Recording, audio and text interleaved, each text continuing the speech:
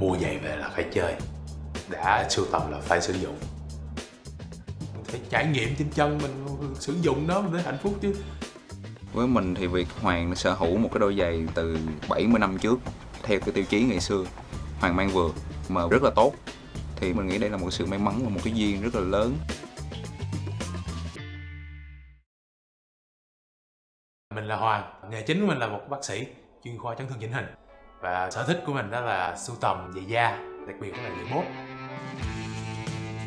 Trong cái bộ sưu tập của mình á, thì mình thấy thích và tự hào nhất đó là cái đôi Hi-Tech 950. Mình tên là Trung Lê, đến từ Agito Shop. Mình chuyên sửa và đóng giày bút da theo kiểu thủ công truyền thống.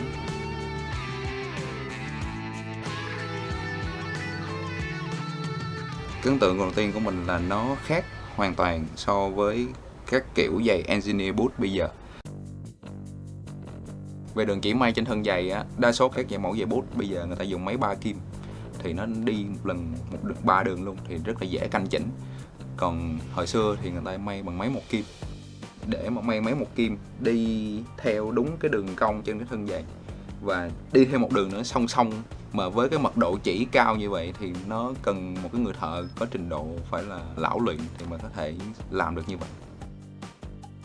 Engineer boot được hãng tên là Chippewa của Mỹ phát minh ra vào khoảng những năm 1930 để phục vụ cho những kỹ sư, những cái công nhân mà vận hành máy hơi nước.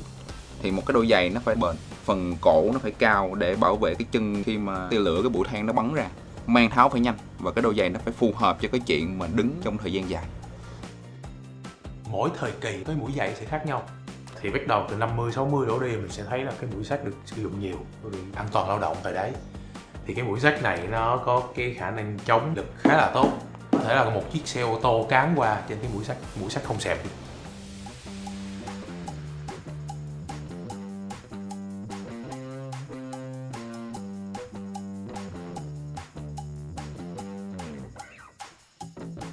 Hồi xưa á, engineer boot đa số là màu đen.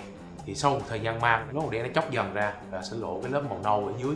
Người xưa người ta gọi là lõi trà, bên Mỹ gọi là tico.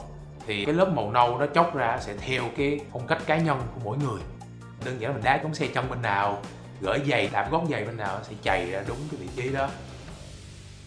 Mình sưu tầm cái đôi giày này hơn 1 năm trước.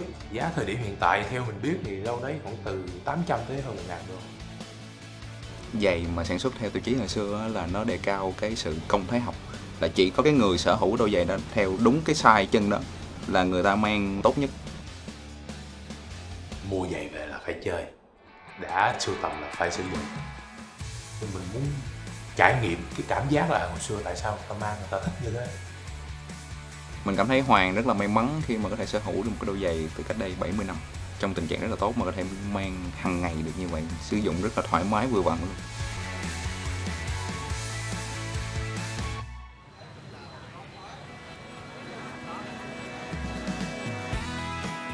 Dòng engineer boot gần như là cái cuối cùng trong chơi boot rồi, vì nhìn nó lạ, nó dị.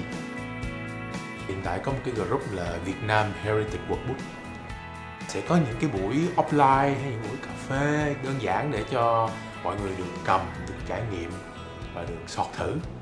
Ví dụ như nếu mà một người vừa mới sưu tầm đôi giày mới thì cầm đôi giày đó ra trực tiếp. Xong rồi anh em cầm lên xem chất da, rồi detail, đế, gót như thế nào, rồi có bị lỗi gì hay không, đấy kiểu vậy.